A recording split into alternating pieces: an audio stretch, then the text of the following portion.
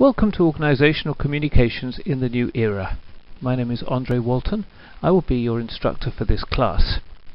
As you can see, you can contact me by email on andre@unr.edu, via Skype, creative_paths, or you can contact me through the forum pages or the mail system within the Justice Management website.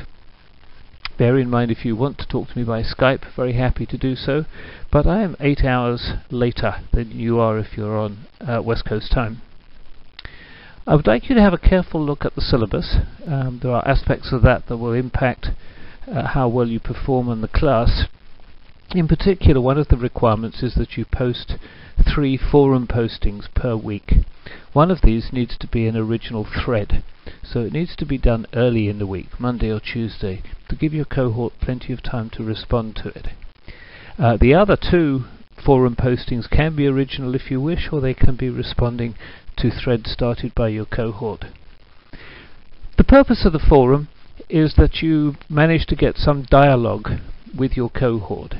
It's kind of a virtual version of meeting up down at Walden's to have a coffee and discuss aspects of the class and maybe do some of the assignments together.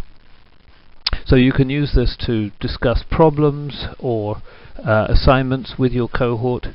You can use it to share personal experiences that might seem relevant to some topics that we're working on, and you can really use it in any way that you feel is appropriate. I will not be participating actively in the forum on a regular basis because this really is your discussion board. But if you feel, or looking through the forum, if I feel that there are aspects that I can contribute to everybody, then I will use the forum to do so. If you have individual questions and queries or problems, then I will just respond to you privately via email normally.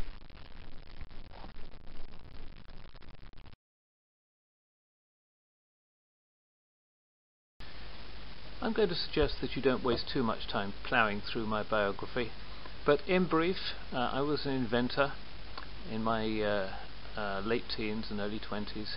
I invented a number of things in the audio arena and also in medical equipment. I was originally a medical physicist. Nobody was very interested in my inventions, so I became an entrepreneur, starting with a kind of kitchen table sort of business making equipment. And when the glorious day came and I sold the group of companies, we had nearly 400 people selling our products around the world. And after that I decided to go back to school, and I went to UNR and did a PhD in social psychology with organizational creativity as my principal theme.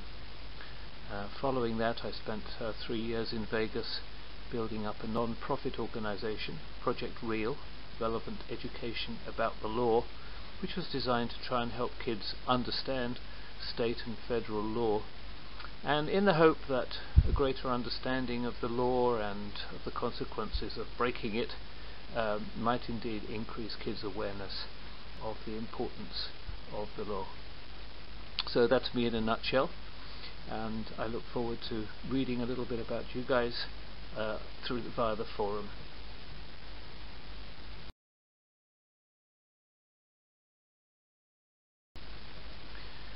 My father was a little older when I was born than the average dad. In fact, he was born in 1896. In the course of putting this class together, I couldn't help but to reflect on the kinds of changes that he would have seen.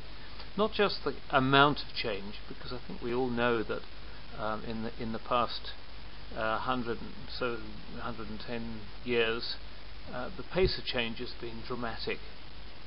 But I think it's also interesting to reflect on the kinds of changes that we've been seeing. He would have been brought up in an era of no electricity in the very early stages of his life.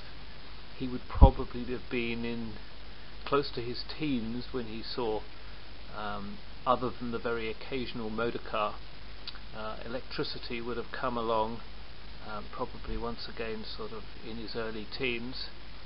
And he was brought up in the East End of London, where transportation really didn't exist other than for the wealthy.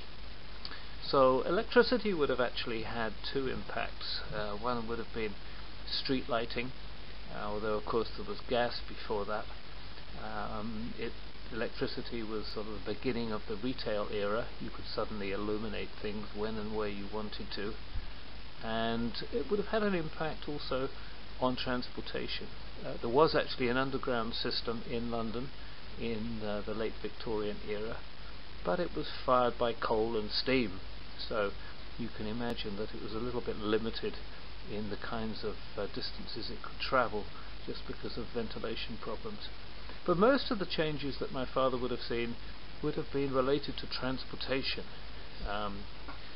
The motor car taking over from horse and carriage, and the airplane evolving from a fanatical hobby by a few people considered perhaps outside the normal realms of society, into being weapons of destruction, and into being mechanisms of mass transport, which is really how we know it now, I think. So transportation would have had a major impact on his life. Now I think you'll probably agree that the kinds of changes that we have seen in our lives have been much more related to communications. They've been equally as dramatic. In our early lives, certainly my early life, television, I didn't see television for the first few years of my life. It came along in England a little bit later than it did in the US. Radio, of course, was very well established at that point, which it wasn't until my father's teenage years. And television became colour television, once again a little bit later in England, and still a long time before we hit things like the mobile phone and the internet. So we've really had major changes in communication systems in our lives. One of the tenets behind this class is that when technology changes, we have to change other things with it. We can't just accept that the technology has changed and everything else is mixture as before. So we have one of the ways in which we're going to be looking at communications in this class is around the basis that since it has changed, we have to have a fresh look at how we deal with some of the communications challenges and how we make maximum use of some of the significant communications technology changes. I think the main thing that I want you to get from the readings in this first week is that communications have changed dramatically for the successful organization. Whether you're talking about how you advertise a job position, to how you communicate with the outside world after a disaster, such as the oil spills that we've mentioned here, or the Bhopal disaster many years ago, or whether you're just talking about relationships with your local community or with stakeholders other than just the shareholders. All these things have changed. The old business model, the post-Second World War business model, really related to shareholder value as being the most important factor for commercial organizations. And that has really changed quite a bit now. The local community, the world at large, has started to demand that more people are taken into account when corporate decisions are being made.